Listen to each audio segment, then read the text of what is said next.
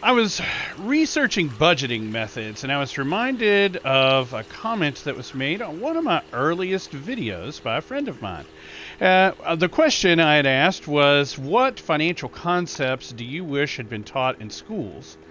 And my friend responded with, he really wished that he had received um, more of an idea of the difference between wants and needs and learned how to budget. And that got me thinking a little bit that I've never really addressed that issue myself. I keep talking about prioritizing and stuff. I've talked around it, but not directly on. Oh, there's a pig.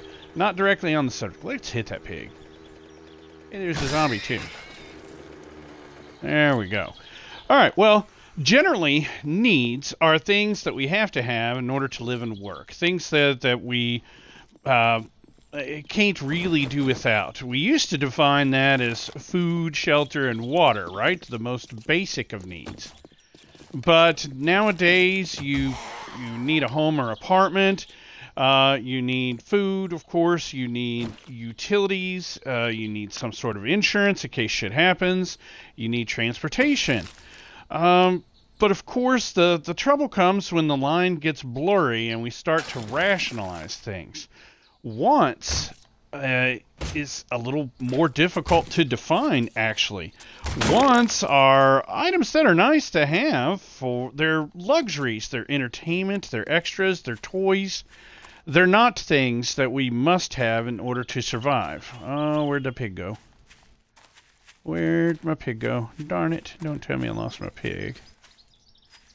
Ah, here we go. Found it.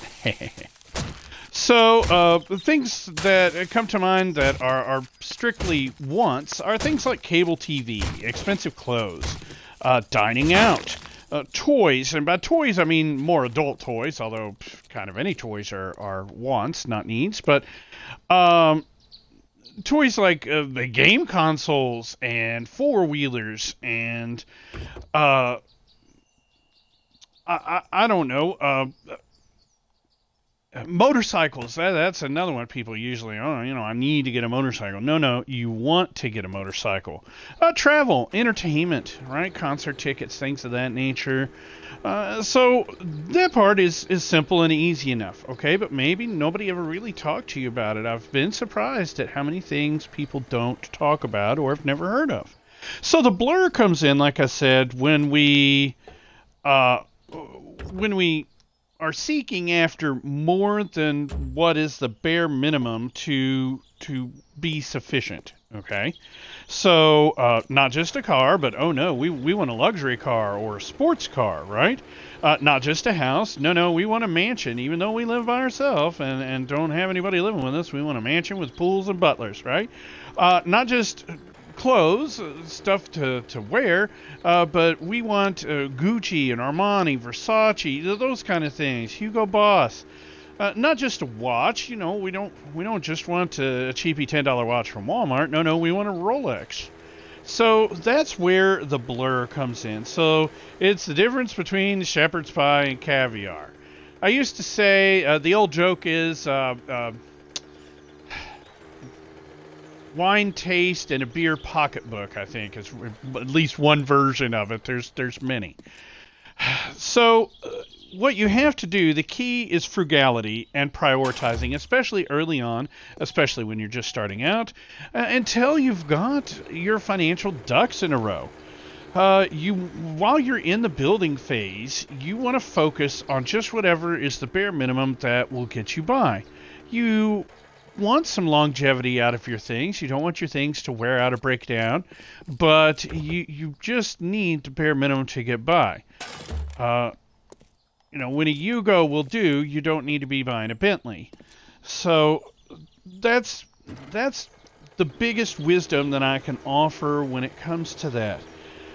And any splurging that you do, because I've even talked about it in videos, you need to be able to go out and have a little fun and break loose, and it's not always all about no. Most of the time, it's about not yet. You can even plan your splurges, and you could do them frugally. You could do them on a budget. And that's how they should be done early on. And the reason being is because you'll be able to splurge so much more once you've got your ducks in a row. When you've got $1 million saved up, well, then taking that cruise or whatever, going on that trip to Ireland, whatever it might be for you, those things will be easy and attainable. It won't be, you won't have to do it with coupons and third class. You'll be able to ride first class, sipping on the Cristal and eating the caviar, okay? And that's really what I'm talking about. The difference between wants and needs really comes down to a bit of self-control. You need to be able to rein in your desires. You need to have some discipline so that you can attain your financial goals, and you reach your goals faster by making sure that your money goes as far as possible and works the absolute hardest for you while you're in the building phase. There's nothing wrong with Walmart clothes and shopping at the thrift store and whatnot. You're not going to have to do that forever if you're following a financial game plan, if you're looking for ways to generate passive income. But in the beginning, it is going to be helpful, because the more you do that, the more options you're going to have later. And that's really what I like to have, is a ton of options. So guys, I'd love to continue this discussion, but it has to be a two-part discussion. I need some input from you all. What are some things that took you a little while to learn the difference on as to whether or not it was a want or a need? How do you prioritize things?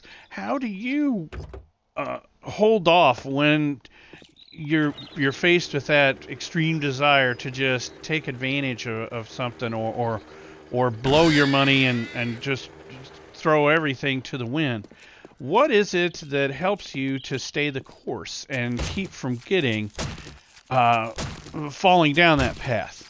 You can hit me with that in the comments below this video on YouTube, or as always, you can send it to me in an email at fustyandfinance@gmail.com.